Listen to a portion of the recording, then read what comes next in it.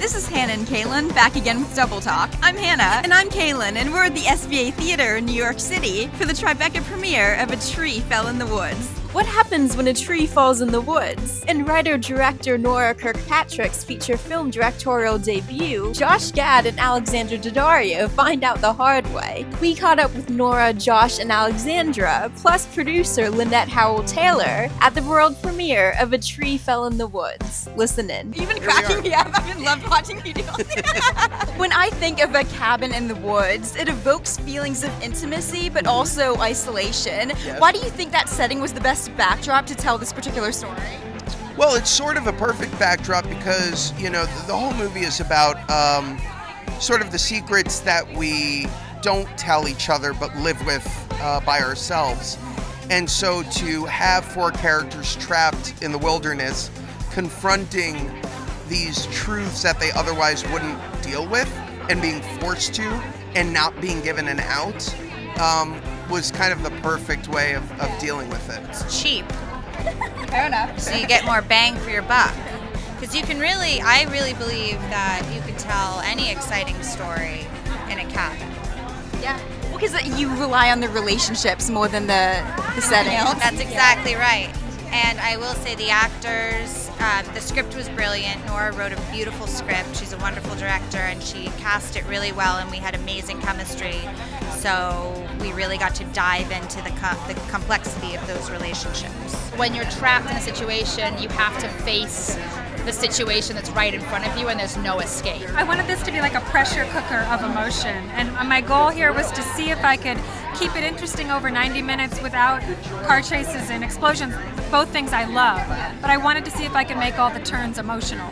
That's all my favorite. That's every film that I love is for that reason. It was like an exercise. It almost started that way, and I feel like, you know, the cast brought such an amazing take on all these people, and we were also looking at 4 different opinions on the same happening. It's also in a lot of ways about the lies that we tell ourselves to kind of make it through our lives as easily as possible. Do you think that there's a certain lie that we all tell ourselves at one point or another?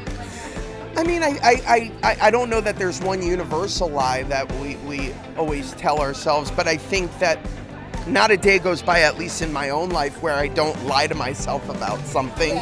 Either something that, like, I've done wrong and don't want to admit to others that I've done, or something that is an ugly truth I don't want to confront, or, you know, the lies I tell my kids so that I can get away with eating ice cream while not giving them any. These are white lies. I mean, these are white lies, but there's all sort of variances of lies. And I think that, you know, to a certain extent, that's just a part of who we are and what we do. I think, a certain one. I think I tell myself several lies.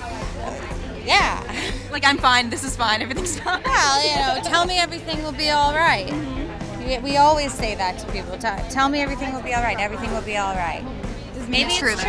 I believe it. I have to believe it. We're all still here. We're all here for now. But yeah, and the smaller lies, we tell lies that our relationship's going to be all right, that we really love that person, that person's going to change. And those can be some of the worst lies, because being trapped in a relationship that makes you unhappy can be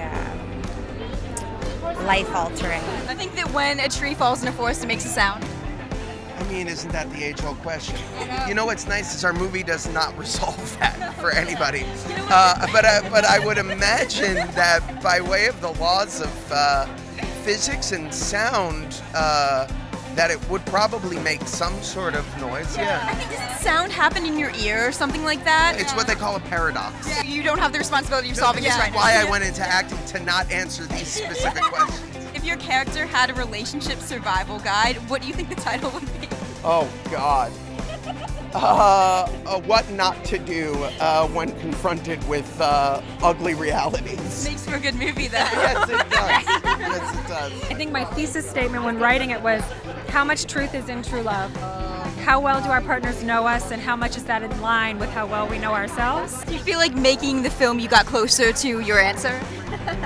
I think I got closer to the idea of what it feels like to be really truthful, even if there's a lot of pain in that truth. really is better to know how you feel, even if it's difficult. Even if it's difficult, but there's a lot of things setting you up to not accept that because life gets structured in a certain way. But I think once you do it, or once a tree falls and makes it happen, then things play out as they do. Do you think when a tree falls in a forest, it makes a sound?